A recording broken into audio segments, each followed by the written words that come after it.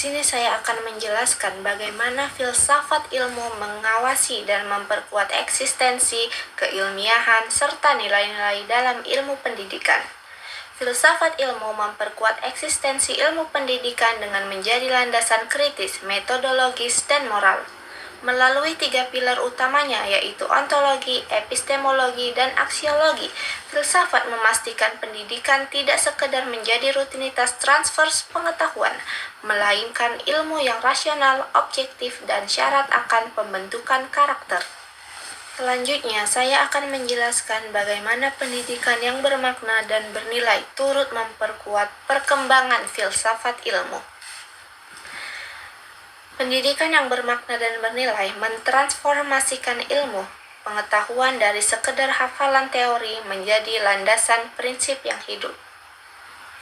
Hal ini memperkuat filsafat ilmu dengan menjadikan nilai guna atau aksiologi dengan cara perolehan pengetahuan atau epistemologi sebagai landasan untuk memecahkan masalah nyata dan membentuk karakter kritis.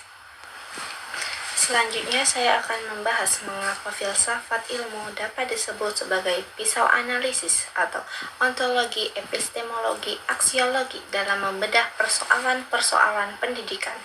Filsafat ilmu disebut sebagai pisau bedah pendidikan karena menyediakan 3 pilar utama yaitu ontologi, epistemologi, dan aksiologi yang secara komprehensif digunakan untuk mengkaji, mengevaluasi, dan menyelesaikan berbagai persoalan mendasar di dalam sistem pendidikan. Ontologi membedah hakikat pendidikan. Ontologi membahas mengenai apa yang dikaji. Dalam pendidikan, pilar ini digunakan untuk menjawab hakikat pendidikan itu sendiri. Contoh persoalan yang dibedah. Apakah pendidikan sekedar proses transfer ilmu atau pekerjaan mekanis atau proses pembentukan manusia seutuhnya atau humanisasi? Contoh penerapannya membantu merumuskan visi, tujuan, dan kurikulum agar selaras dengan pandangan mengenai hakikat manusia dan realitas kehidupan. Epistemologi. Epistemologi membedah cara memperoleh pengetahuan. Epistemologi berfokus pada bagaimana suatu pengetahuan didapatkan dan nilai keabsahannya. Contoh persoalan yang dibedah, metode pembelajaran apa yang paling valid, efektif, dan relevan? Bagaimana cara kita memastikan siswa benar-benar belajar dan memahami materi? Contoh penerapannya menjadi landasan bagi metode pengajaran, pedagogi, pendekatan riset, serta evaluasi untuk memastikan bahwa cara belajar siswa benar-benar objektif, logis, dan dapat dipertanggungjawabkan. Selanjutnya aksiologi. Aksiologi membedah nilai dan tujuan pendidikan. Aksiologi menelaah tentang untuk apa atau nilai kegunaan suatu ilmu. Dalam konteks pendidikan, ini berkaitan erat dengan etika, moral, dan kebermanfaatan. Contoh persoalan yang dibedah, untuk apa siswa belajar?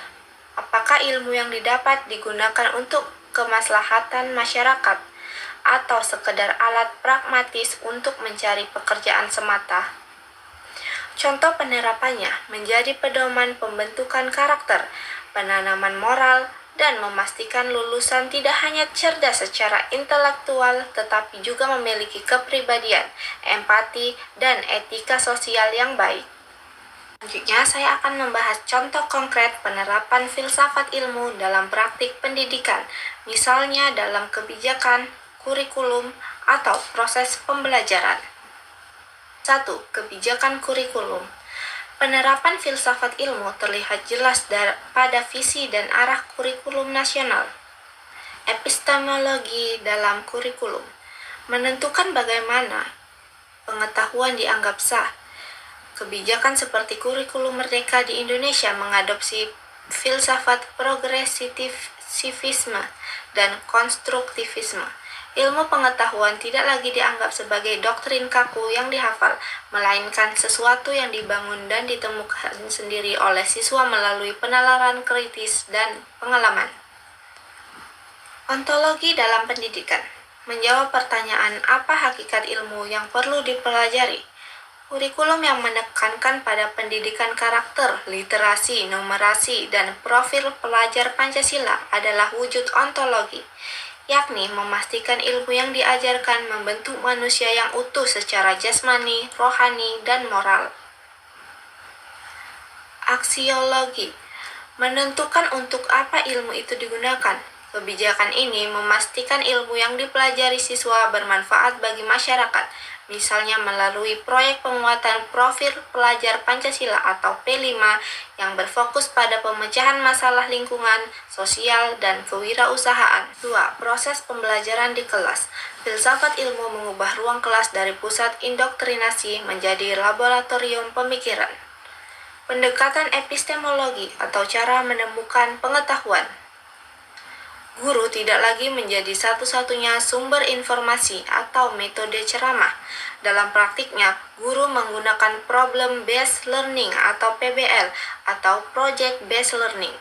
Siswa didorong untuk merumuskan masalah, mencari data, menguji hipotesis, dan menarik kesimpulan. Ini menerapkan metode ilmiah dalam skala kelas.